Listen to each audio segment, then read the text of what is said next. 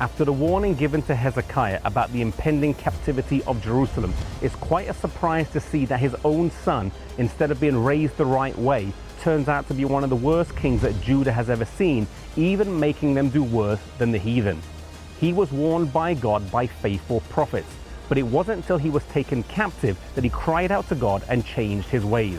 God heard him and forgave him, but it was hard to reverse the corrupting influence he had had on others from a lifetime of sin.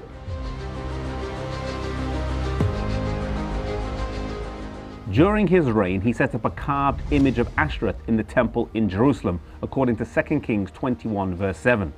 Ashtoreth was the goddess of fertility, and this blatant idol worship was an offense to God.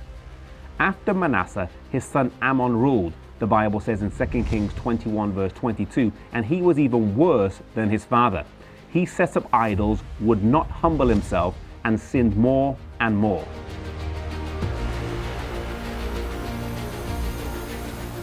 In the excavated city of Arad today, you can see what would have been the temple, and there's an outer court with the altar of burnt offering. Then in the inner area, there is a holy place and the most holy place patterned after Solomon's temple in Jerusalem.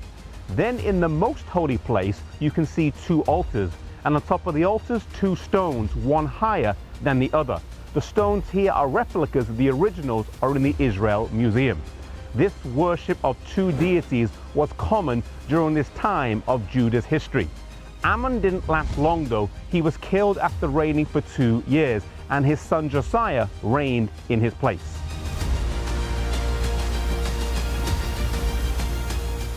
He came to the throne at the young age of 8 with little experience, but he endeavored to do what was right. He would reign for 31 years, but it was in the 18th year of his reign at the age of 25 that a pivotal moment took place. A long-lost book of the law was found in the temple by the high priest Hilkiah, and as King Josiah read it, he was deeply stirred as he read about the warnings and exhortations. The blessings of obedience and the curses of disobedience were set before him, and he made up in his mind that he would make a thorough reformation.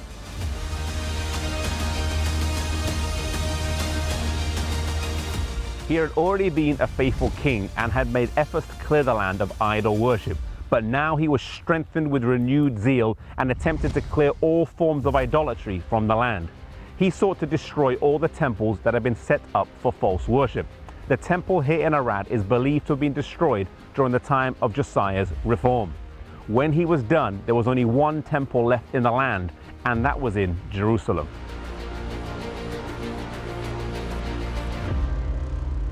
Josiah would sadly die in battle at the age of 39 with the armies of Egypt, but the Bible records in 2 Kings 23 verse 25 that there was no king before him and no king after him that turned to God with all their heart, mind, and soul like he did. Josiah was only young when he became king, and his family tree didn't have much semblance of obedience in it, but he didn't let that hold him back. He had family traits that were not positive, but he was able to break the cycle and reign as an honorable king. Some of us come from families with habits, traits, and behaviors that are not positive and that we struggle against. But by the power of God, may we break free from the cycle and find victory in Jesus.